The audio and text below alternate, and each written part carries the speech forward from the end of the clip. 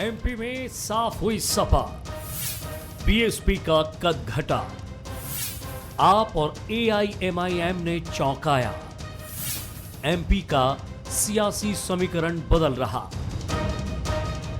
तो क्या 2023 में एमपी की राजनीति में नए समीकरण बनने जा रहे हैं? निकाय चुनाव के नतीजे और उसके बाद ये तस्वीर तो कुछ इसी और इशारा कर रही है। 50 से ज्यादा कांग्रेसी कार्यकर्ताओं ने ओवैसी की पार्टी एआईएमआईएम की सदस्यता ली है। यानी अगले साल होने वाले विधानसभा चुनाव में पहले एमपी में राजनीतिक माहौल तेजी से बदल रहा है। निकाय चुनाव के जरिए आम आदमी पार्टी और एआईएमआईएम ने जोरदार एंट्री मारी है। ऐसे में 2023 में वोट बटेगा, इसके भी कयास लगने लगे हैं। हालांकि बीजेपी का दावा है कि उसे कोई फर्क नहीं पड़ेगा। पर यह बात तो सही है कि कांग्रेस ने अल्पसंख्यक वर्ग को केवल वोट बैंक के रूप में उपयोग किया। कांग्रेस ने हर समय फिरका परस्ती की राजनीति की, धर्म से धर्म को लड़ाना, जाति को जाति से लड़ाना और खुद की कुर्सी पाना, ये कांग्रेस का एजेंडा रहा है। अंग्रेजों की फूट डालो और राज करो नीति के अंतर्गत कांग्रेस ने हर समय इस देश में राज करने की कोशिश की है। मुस्लिम लोगों को भी उन्होंने केवल वोट बैंक के रूप में उपयोग किया। आप और एआईएमआईएम अब एमपी में अपनी सियासी जमीन फैलाने पर फोकस कर रही है। हाल ही के निकाय चुनाव के नतीजे बताते हैं कि प्रदेश में समाजवादी पार्टी एकदम गायब है, तो बसपा का प्रदर्शन भी कोई असर नहीं छोड़ पाया, जबकि एआईएमआईएम के कई पार्षद प्रत्याशियों ने जीत हासिल की। वहीं 40 जगहों पर आम आदमी पार्टी के पार्षद चुने गए। सिंगरौली में आपने मेयर पद पर भी कब्जा जमाया। इधर आप और एआईएमआईएम को लेकर कांग्रेस का क्या रुख है, ये जान लीजिए। मैं इस बात को यकीन से कहना चाहूँगा कि ओवैसी और आप दोनों ही पार्टियाँ दोनों ही लोग दोनों ही पार्टियों को क्षति तो पहुँचाएंगे, मगर भारतीय जनता पार्टी इनको फाइनेंस करेगी। फिर मैं कह रहा हूँ, और ये उनकी बी टीम है। आप और एआईएमआईएम की एंट्री से चिंता तो कांग्रेस की भी बड़ी हुई है, क्योंकि एमपी में मुस्लिम वोट बैंक पारंपरिक तौर पर कांग्रेस समर्थक माना जाता रहा है। अब एआईएमआईएम भी मुस्लिम वोट में सेंध लगाने की कोशिश कर रही है। ऐसे में ओवैसी की पार्टी के एमपी में मजबूत होने से कांग्रेस का वोट बैंक खिसक सकता है। हालांकि बीजेपी को भरोसा है कि आप और एआईएमआईएम का हाल भी सपा और बसपा जैसा होगा, लेकिन राजनीतिक विश्लेषकों का मानना है कि इन दोनों पार्टियों की दस्तक से 2023 में वोट बढ़ सकता है। नमस्कार, बंसल न्यूज देख रहे हैं आप। मैं हूं आपके साथ विजय कुमार पंड्या और आज का हमारा मुद्दा है एमपी में तीसरा कौन। निकाय चुनाव के नतीजे बता रहे हैं कि 2023 के विधानसभा चुनाव में आम आदमी पार्टी और एआईएमआईएम प्रदेश के सियासी समीकरण बिगाड़ने के लिए काफी है, क्योंकि इन चुनाव में बीएसपी और सपा का असर उतना नहीं दिखा। तो क्या यह समझा जाए कि विधानसभा चुनाव में आप और एआईएमआईएम की एंट्री से वोट बढ़ जाएगा? क्या मध्य प्रदेश की सियासी समीकरण बदलने लगे हैं? हमने रिपोर्ट दिखाई आपको, अब जरा समझने की कोशिश करते हैं। बीजेपी से हमारे साथ जुड़ रहे हैं उमेश शर्मा साहब, प्रवक्ता हैं। सर, स्वागत है आपका। अमनीश बुंदेला साहब, कांग्रेस प्रवक्ता है, और संदीप पौराणिक जी, वरिष्ठ पत्रकार, राजनीतिक विशेषज्ञ के तौर पर हमारे साथ जुड़ रहे हैं। सबसे पहले मैं संदीप पौराणिक जी, आप इसे जानना चाहूँगा कि दोनों ही पार्टियां ये मान रही हैं कि ये इनके वोट काटेंगी, तो क्या इन दोनों पार्टियों के पास वो ताकत है कि इन दोनों को वो दबा सके, या फिर ये दो अलग अलग पार्टियां तीसरे विकल्प पर तैयार हो रही है? देखिए विजय जी, अगर मध्य प्रदेश की हम राजनीति को देखते हैं तो मध्य प्रदेश में तीसरे दल की भूमिका रही है। ये अलग बात है कि दोनों राजनीतिक दलों के वो करीब नहीं आ पाता, लेकिन ऐसा चुनाव बहुत कम है जिसमें इन तीसरे दल से जुड़े लोगों ने उपस्थिति दर्ज नहीं कराई हो। हम 2003 देखें, 8 देखें, 13 देखें, 18 देखें, तो जो शुरू के 3 हैं, 3, 8 और 13, इसमें हम देखते तो कभी गोंडवाना गणतंत्र पार्टी, कभी समाजवादी पार्टी, कभी बहुजन समाज पार्टी 6-7 सीटों के आसपास गई। और 2008 में तो उमा भारती ने जो पार्टी बनाई थी उसकी भी 4-5 सीटें थी। ये चीज़ 2018 की अगर हम बात करते हैं, जहां ये दल कमजोर हुए वहां कांग्रेस बढ़ गई। तो ये संदेश तो बिल्कुल साफ है कि अगर तीसरे दल, जिसको तीसरा मोर्चा हम कहें या तीसरा दल कहें, अगर वो मजबूती से उभरता है तो वो कहीं ना कहीं कांग्रेस को माइनस करता है। लेकिन ये भी सही है कि अगर आप खड़ी होती है साथ में AIM खड़ी होती ओवैसी की, तो दोनों राजनीतिक दलों के लिए चिंता तो बढ़ाएंगे, क्योंकि मध्य प्रदेश की राजनीति में तीसरे दल का जो हिस्सेदारी है वो 12% से लेकर 17% तक गई है कई बार, और ये इतना बड़ा अंतर है कि जो चुनावी नतीजों को प्रभावित तो कर ही सकता है। लेकिन इसमें आम आदमी पार्टी एक ऐसी पार्टी है, क्योंकि अगर वो चुनाव लड़ने पर आती है तो आपने देखा है कि दिल्ली में भी बीजेपी हो चाहे कांग्रेस धुआं उड़ा देती है, पंजाब में भी आपने देखा, वो जहां भी जाती है वो फुल मेजोरिटी के साथ पहुंचती है। तो उनकी जिस तरह की तैयारी है और जिस तरह की स्ट्रैटेजी है, अमरीश बुंदेला साहब, क्या वो तैयारी कांग्रेस की है? क्योंकि कांग्रेस दो ही दलों की लड़ाई है, बीजेपी और कांग्रेस की। क्या कांग्रेस उस तरफ बढ़ रही है क्या? देखिए, सबसे पहले तो मैं विजय जी ये कहूँगा कि मध्य प्रदेश में ये बात जो भी पुराणिक जी कह रहे हैं, पुराणिक जी की बात से मैं कुछ हद तक सहमति रखता हूँ, लेकिन वो एक फिक्स वोट बैंक है। वो जो कहते हैं ना, जो उन्होंने कहा कि चार, नहीं, आप आम आदमी पार्टी को नदारत मत कीजिए साहब। देखिए फिर कहूँगा, मध्य प्रदेश में 2 दलीय व्यवस्था है, और अभी भी देखिए आम आदमी पार्टी, दिल्ली में भी ऐसा कभी कुछ नहीं था, एक पंजाब में भी ऐसा कुछ नहीं था, गुजरात में भी आप अगर नतीजे देखें तो वहां भी आम आदमी पार्टी ने दस्तक दी थी। बोलूं जी जी विजय जी, एक वैक्यूम है, एक जो वैक्यूम है, मान लो एक वैक्यूम एक पाइप में कि 10 ml का या 10 लीटर का एक वैक्यूम है, तो उस वैक्यूम में कभी आम आदमी भी आ सकती, सपा भी आ सकती, बसपा भी आ सकती, और वो समय समय पर वैक्यूम मध्य प्रदेश में रहा है। आपको याद हो, बहुजन समाज पार्टी के एक समय 16 विधायक हुआ करते थे मध्य प्रदेश में, समाजवादी के भी 8 से 9 विधायक हुआ करते थे, लेकिन सने सने वो सब घटते गए। तो देखिए, मैं आज भी कहूँगा मध्य प्रदेश की राजनीति बड़ी अलग तरह की, इसमें 2 दलीय व्यवस्था, लेकिन हाँ कहीं ना कहीं लोकतंत्र है, सबको चुनाव लड़ने का हक है, हर राजनीतिक दल को अपनी किस्मत आजमाने का हक है। आप याद करें, रीवा तरफ कई कम्युनिस्ट के लोग भी विधायक भी बनते रहे, शिवसेना भी की भी शायद कभी एक आध सीटें या एनसीपी की भी आती रही। कांग्रेस का आरोप है, आपने देखा के मिश्रा साहब ने मैं क्या कहा, उसी बात पर उन्होंने कहा कि इनको पल्लवित और पोषित करने का काम बीजेपी करती अभी जो है। बात चल रही थी, को भाजपा वाले भी कह रहे थे, और कई लोगों के मुंह से सुना है कि ये कांग्रेस का वोट बैंक घटाती हैं, वोट बैंक खाती हैं। सही बात है, हमको नुकसान, या अभी विश्वास सारंग बड़ी लंबी लंबी बातें कर रहे थे ना, वो कांग्रेस ही की बात कर रहे थे, उसे जो नरेशन के भाई कह दे रहे थे, उसका विश्वास जी का भी मैंने सुना, तो उनकी बात से साफ साबित होता है, हम तो कहते हैं कि बी टीम है, और विश्वास सारंग की बात यही साबित कर रही है इसी शो में कि वो बी टीम है, मतलब वही इनको पोषित कर रहे हैं। मतलब ये क्यों लाए, क्योंकि ये जो बार बार देखिए, अगर विश्वास सारंग जी आज कह रहे हैं कि हम अल्पसंख्यकों को हमने सिर्फ वोट माना है, हमने जबकि ऐसा नहीं, हम तो सबका विकास किया है। कांग्रेस पार्टी ने 70 साल में हर वर्ग हर विशेष का विकास किया है, इनका विकास तो दिख रहा है ना।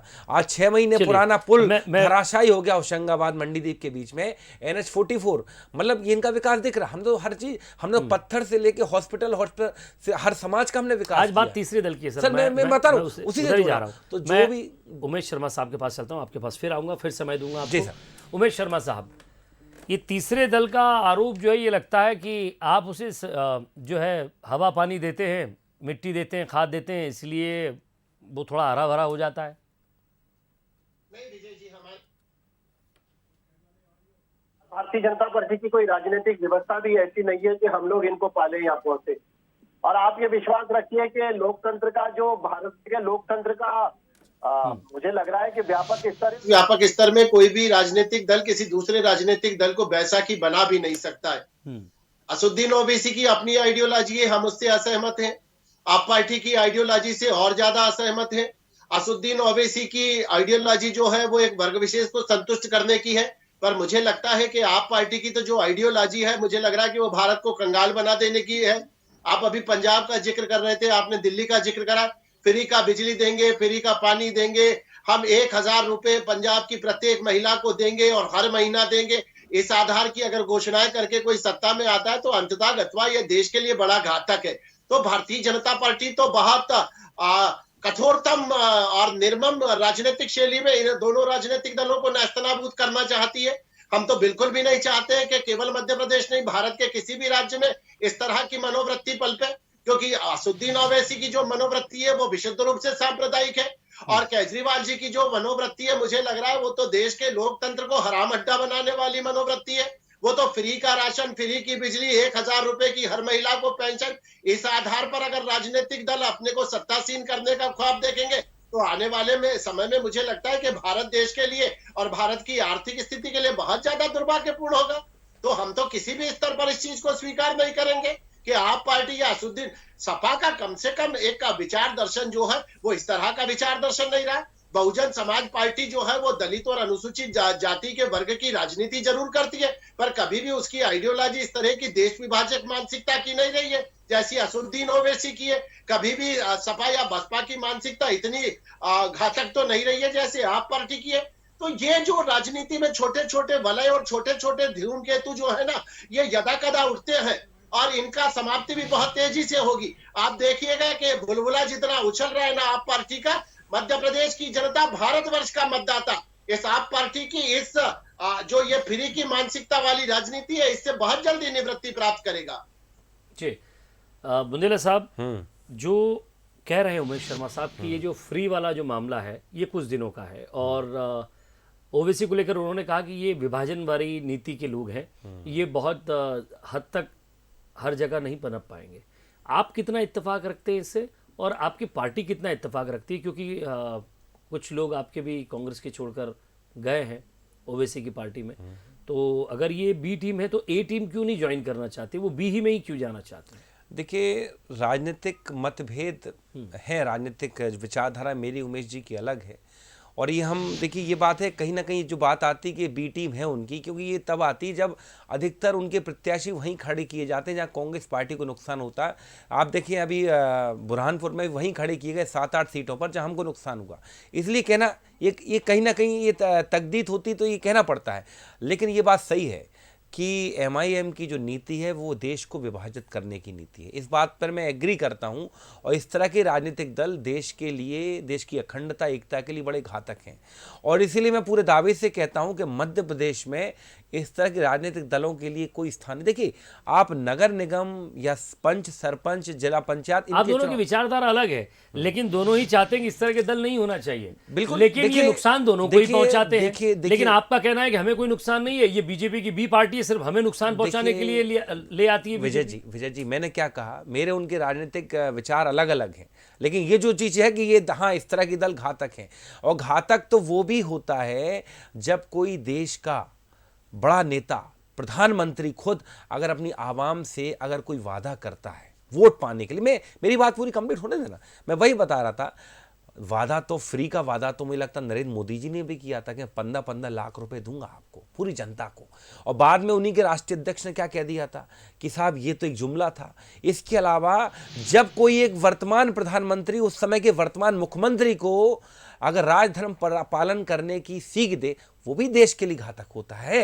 तो ये देखिए राजनीतिक विचारधारा अलग हो, लेकिन ये जो मैंने कहा, अगर आज वो उमेश जी ये बात कह रहे हैं, मैं खुद कह रहा हूं कि उमेश जी इस तरह की राजनीतिक दलों को हमें पोषित नहीं करना चाहिए, ये बहुत घातक है देश के लिए और ये तो हम जानते हैं, मानते हैं कि चाहे देखिए आप देखिए ना, ये अगर भी तो यही आम आदमी मैं कुछ समझ नहीं पा रहा उमेश जी, आप भी कह रहे हैं ऐसे दल नहीं होने चाहिए, ये कह रहे हैं अमरीश बुंदेला साहब कि ऐसे दल नहीं होने चाहिए कांग्रेस, तो फिर ये ऐसे दल कहां से रहे? मैं आऊंगा आपके पास, लेकिन संदीप जी से पूछता हूं। संदीप जी, दोनों ही चाहते हैं कि इस तरह के दल ना हो, लेकिन नुकसान इन्हीं को पहुंचाते हैं। सिंगरौली में आप देखिए कौन था वो भी आप जानते हैं कि किस व्यक्ति ने कहां से टूटकर कहां खड़ा हुआ। फिर उसके बाद ये जो 40 जगह पर आम आदमी पार्टी जीती है ना, ये भी आप देखिए। AIMIM के जितने पार्षद जीते हैं वो भी आप उनको भी देखिए। सवाल ये है कि ऐसे इलाकों में आपकी पकड़ तो घट रही है ना साहब। विजय जी, इनने भी, उमेश जी ने जो बात कही, बुंदेला जी ने भी कहा कि वो देश के लिए विभाजनकारी है, तमाम चीज़ें हैं। लोकतंत्र उन्हें अनुमति देता है, इसलिए वो चुनाव लड़ रहे हैं और अपनी बात कह रहे हैं एक सीमा में रह के। जहाँ तक आपने आपकी बात कही विजय जी, आप ये मान के चलिए अगर दोनों राजनीतिक दल इस तरह से सोच रहे हैं आपको लेके, तो भूल कर रहे हैं। बिल्कुल सही, क्योंकि आपकी तैयारी की कल्पना या उनकी जो रणनीति होती है उसे हम सिंगरौली से समझ सकते हैं। बिल्कुल सही कहा कि उन्होंने सिंगरौली में पूरी ताकत से एक महापौर का चुनाव लड़ा, अरविंद केजरीवाल का ही वहां आना हुआ और वो जीत गए। ये संदेश है उनका। अगर मान लीजिए उन्होंने 230 में ना लड़के 30 में लड़ा और यही उनकी तैयारी हुई, तो जनमानस है ये, उस जनमानस के सामने दिल्ली मॉडल है। वो सुनता है, उसने देखा नहीं है दिल्ली, मान लीजिए वो सुनता है पानी अच्छा मिल रहा, स्कूल बहुत अच्छे हैं, स्वास्थ्य बहुत अच्छा है, वो चीजें आपके यहां सबसे कमजोर हैं। आम आदमी की जरूरत है पहली चीज वो, तो और वो अपने कार्यकर्ता की पहुंच अपने अध्यक्ष तक बहुत तत्काल में हो जाती है। आप दिल्ली में देखिए, कोई रिक्शा वाला है, ऑटो रिक्शा वाला है, आम आदमी है, उसको सीधे ले जाके केजरीवाल से मिलवा दिया जाता है, पार्टी अध्यक्ष से मिलवा दिया जाता है। संजय सिंह उनसे मिल लेते हैं, सिसोदिया उनसे मिल लेते हैं, केजरीवाल उनसे मुलाकात कर लेते हैं। लेकिन क्या यही स्थिति के लिए तैयार है दोनों पार्टियां? देखिए, अब जो आपने मेल मुलाकात की कार्यकर्ता की और पार्टी की कही, तो मैं ये कहूंगा कि बीजेपी में भी लगभग कार्यकर्ता के लिए दरवाजे खुले रहते हैं। कांग्रेस के भी बहुत से ऐसे नेता हैं जिनके दरवाजे पर आप सुबह 6 बजे से लेकर रात के 12 बजे आपने बहुत से ऐसे कहा, मतलब लेकिन वैसे नहीं है। लेकिन केजरीवाल से आप तुलना नहीं कर सकते हैं सबकी, कि वो एक पॉलिटिक्स का अलग अंदाज है, देश की राजनीति में एक अलग तरह की राजनीति कर रहे हैं। और आप ये भी देखिए विजय जी, दिल्ली मॉडल की जितनी चर्चा है इस देश में, क्या किसी और राज्य के मॉडल की है? क्योंकि वो जो चीज है, जो एक आम आदमी की पहली जरूरत क्या है, स्वास्थ्य, पहली जरूरत क्या है, बिजली पानी, बच्चे की शिक्षा। अगर ये 3-4 चीजें आप बेहतर कर लेते हैं, अब मुफ्त की बात कही उमेश जी ने, तो राजनीतिक दल अभी मध्य प्रदेश की जिस तरह से वो स्थिति को, परिस्थिति को भांप रहे हैं, उमेश शर्मा साहब, मैं आपसे बात कर रहा हूं सवाल के साथ उमेश शर्मा जी, चलिए मैं आपके सवाल के साथ सवाल के साथ छोटा सा। बिल्कुल, ईडी हर राजनीतिक दल के यहाँ पहुंचता है, हर नेता के यहाँ पहुंचा, आज तक ओवैसी के ईडी क्यों नहीं पहुंचा? बस बात खत्म। इस सवाल के साथ मेरा जवाब दें। चलिए, इसको मैं शामिल करूंगा, लेकिन उमेश शर्मा साहब, ये चलिए, आप, मुझे लगता है सवाल पूछने की जरूरत नहीं है आपसे। संदीप जी जो बात कर रहे थे, मैं वहां से उस बात को उठाता हूं। दिल्ली का जो मॉडल था संदीप जी, एक बार केजरीवाल साहब की सरकार बनी, पहली बार में उस मॉडल के लिए ईमानदारी से प्रयास करा गया है। दूसरी बार में जब उस मॉडल का विश्लेषण करा गया है राजनीतिक पंडितों द्वारा, और जो पॉलिटिकल समालोचक हैं या जो राजनीतिक क्षेत्र के समीक्षक हैं, पंडित लोग हैं, उन लोगों ने जब दूसरे बार के कार्यकाल का विश्लेषण करा है संदीप जी, तो उसमें कहीं ना कहीं गिरावट आई है। अगर दिल्ली मॉडल इतना कारगर होता तो फिर पंजाब के अंदर दिल्ली मॉडल के आधार पर वोट मांगा जाता, फिर पंजाब के अंदर 1000 रुपए हर महिला को पेंशन देने की एक भयावह घोषणा करने की केजरीवाल साहब को आवश्यकता नहीं पड़ती। एक तो ये बात। सिंगरौली के जो चुनाव थे उनके संदर्भ बहुत अलग तरह के थे, और भारतीय जनता पार्टी ने जो अपना विश्लेषण कराए, उस विश्लेषण के अंदर वहां पर आप पार्टी जो जीती है ये निश्चित रूप से हम मानते हैं, पर हमें लगता है कि आप पार्टी की जीत को हम नहीं स्वीकार करते। हमें लगता है कि वहां पर भारतीय जनता पार्टी की हार हुई है, और उसके कारण भिन्न प्रकार के हैं। उन कारणों की हमने समीक्षा करी है, और उन कारणों के ऊपर सुधार करा जाएगा। और एक विजय जी बात जो अवनीश भाई बार बार कह रहे थे कि ये हमारी बी टीम है और हम इसको खड़ा करते, कठिनाई ये नहीं है। कठिनाई ये है अवनीश जी की आपकी जो पार्टी है वो तुष्टीकरण की राजनीति करती है। हम नहीं करते। 70 बार आप सुनिए ना, मैं फिर आपको सुनूंगा। उमेश भाई, हम नहीं करते, ये तो आपके मंत्री के बयान कर रहे हैं। अरे आपको सुनूंगा ना विश्वास भाई, अरे मैं सुन रहा हूँ, ध्यानपूर्वक जवाब दे लेने दीजिए, आपको सुनूंगा। जी जी। 70 वर्षों से मुसलमान बंधुओं का, मतदाता भाइयों बहनों के वोट पर एकाधिकार किसका था? तो एकाधिकार जो था वो कांग्रेस पार्टी का था। आप बताइए कि भारतीय जनता पार्टी किसी नगर निगम के वार्ड में या किसी विधानसभा में ऐसी जहां पर मुसलमान मतदाता बहुतायत में होते, वहां हम कभी चुनाव नहीं जीते। तो असुद्दीन ओवैसी ने इस चीज को महसूस करा है। असुद्दीन ओवैसी ने कांग्रेस पार्टी की जेब कहां पर काटी? वहां पर जाके काटी कि जहां पर उसको लगता था कि कांग्रेस पार्टी जो राजनीति कर रही है वो राजनीति में कांग्रेस पार्टी से ज्यादा बेहतर ढंग से कर सकता हूं। आप मुसलमानों को तुष्टीकरण करते थे।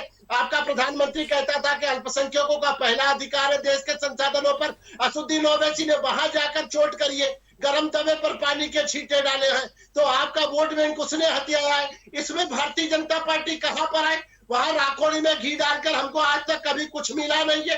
हमारा तो कोई लेना देना उस वोट बैंक से रहा नहीं है। हमने तो लाख सर पटक लिया कि सर्विस पर्ची और सर्वव्यापी भाव के साथ उनको लेकर आगे बढ़े, पर हमको राजनीतिक रूप से वहां कुछ सिद्धि प्राप्त नहीं हुई है।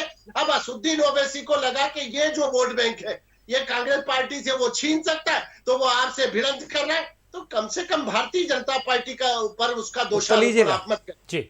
देखिए, इनके सांसद वरुण गांधी का ये कहना कि मैं मुसलमानों के सर काट सकता हूं, इससे बड़ी तुष्टीकरण की राजनीति क्या होगी? मुझे जवाब देना है। वरुण गांधी आपके सांसद हैं, 2 बार के सांसद हैं, और निरंजन ज्योति ये भी सांसद रही हैं आपकी, गिरिराज किशोर मंत्री रहे। इनके बयान उठाकर देख लीजिए, जरा वीडियो रिमाइंड करके देख लीजिए। इनने मुस्लिम समाज को मारने की, काटने की बात कही है। आप कह रहे तुष्टीकरण की राजनीति हम करते हैं? अरे साहब आप करते हैं। आपको लगता हम सत्ता में आ गए, 10 साल 20 साल और बने रहे, तो आपको लगता इस वर्ग के वोट भी हम किसी तरह हथिया लें? मैं गारंटी देता हूं कल वही असदुद्दीन ओवैसी अगर 10 सांसद लेके आता है, अगर आपको जरा सी आवश्यकता पड़ेगी सरकार बचाने के लिए, तो आप उसका समर्थन ले लोगे।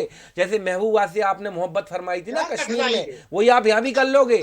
आप चिंता मत करिए, आपका राजनीतिक उद्देश्य यही रहा है। और सर महाराष्ट्र में आपने भी तो किया था। क्या किया था? महाराष्ट्र में कांग्रेस भी तो शिवसेना के साथ जाकर शिवसेना एक राष्ट्रवादी पार्टी है। शिवसेना कोई अलगाववादी पार्टी है क्या? ये नहीं, मुझे राष्ट्रवादी पार्टी, शिवसेना ने कभी राष्ट्रवादी पार्टी। अरे अच्छा एक बात है, शिवसेना ने कभी मांग की कि भारत के टुकड़े कर दो, कि कश्मीर अलग कर दो, कि महाराष्ट्र अलग कर दो? ये मांग जो अलगाववादी करती है पीडीपी, उनके साथ सरकार किसने बनाई सर? बताया मुझे। सरकार इन्होंने बनाई, हमने नहीं बनाई।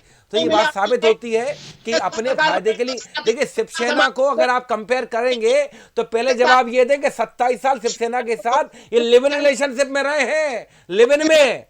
इस बात का जवाब दें। हमारा तो गठबंधन ही था। मुझे लगता है ये शब्द ठीक नहीं है सर। चलिए मैं कह देता हूँ, चलो ये भी गठबंधन में रहे, हम तो अभी बाद में गठबंधन में आए, हम तो प्रतिनियुक्ति पे थे। ये तो 27 साल से उनके साथ रहे। तो इस बात का जवाब दें साहब कि आप नहीं, आप तो ये बताएं कि आज तक ईडी असदुद्दीन ओवैसी। लेकिन साहब अगर ओवैसी जी आते हैं तो वो तो कह रहे हैं कि बीजेपी को कोई नुकसान नहीं है, स्वाभाविक तौर पर वो आपके वोट काटेंगे। मैं तो एक बात और कहता हूँ, जो MIM जो पार्टी है असदुद्दीन ओवैसी की, वो बी टीम तो ठीक है, बी टीम तो है ही है, साथ में भारतीय जनता पार्टी का स्लीपर सेल है। आप दोनों एक दूसरे पर आरोप लगा रहे हैं, लेकिन मैं सोच रहा हूं संदीप पौराणिक साहब की उनसे लड़ने की कोई तैयारी नहीं है।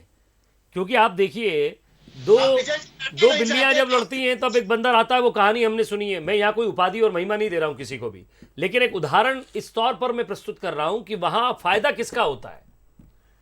पौराणिक साहब देखिए विजय जी, दोनों राजनीतिक दल अपने तरह से व्याख्या कर रहे हैं, लेकिन आप ये मान के चलिए कि ओवैसी को मुस्लिम में पैठ, इन चुनाव में कह रहा हूं कि वो दहाई पे नहीं पहुंचे हों पार्षद में, लेकिन जीत तो मिली। हार किसकी हुई है? कांग्रेस की। तो बड़ा नुकसान, अगर ओवैसी मजबूत होंगे कांग्रेस उतनी घटेगी उन इलाकों में।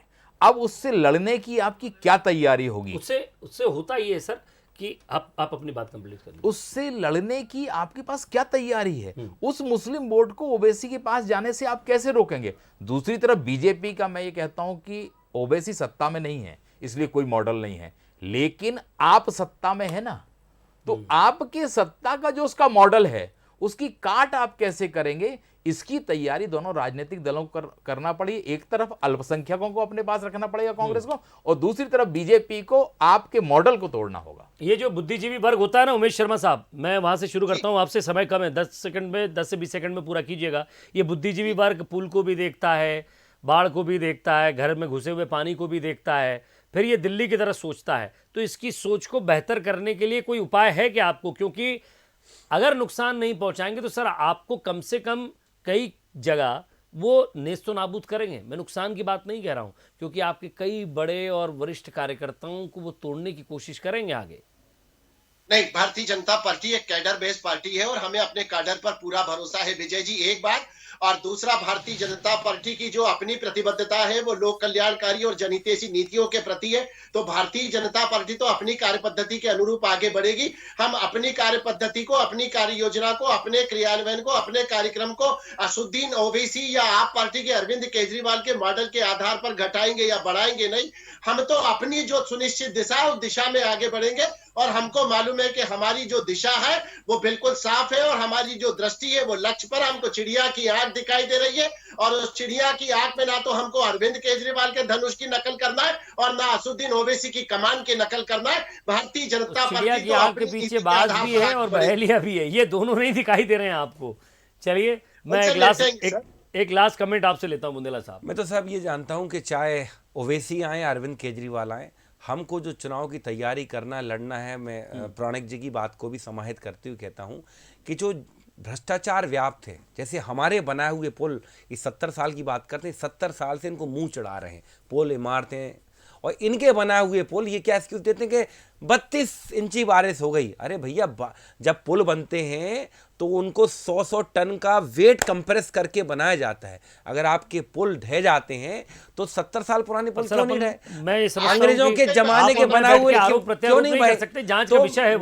मेरा सिर्फ एक ही है, हम चुनाव इन्हीं मुद्दों पर लड़ेंगे। हमारी तैयारी इन्हीं मुद्दों पर है और इन्हीं मुद्दों पर हमने महापौर के चुनाव लड़े। नहीं, लड़ाई आपकी अभी बीजेपी से है या दोनों से है? बीजेपी आपसे और AIMIM से? बीजेपी से ये हमारी दोनों को आप कुछ नहीं समझते? हम देखिए, हम ये मानते हैं ये परिषद के चुनाव हैं, ये पंचायत के चुनाव हैं, इनमें अरे तो सर, इनमें कोई एलियन वोट देने थोड़ी आते देखिए हैं। सर, मैं तो साफ कहता हूं, हमारा चुनाव जो है, हमारा चुनाव भाजपा से है, हमारी लड़ाई भाजपा से है।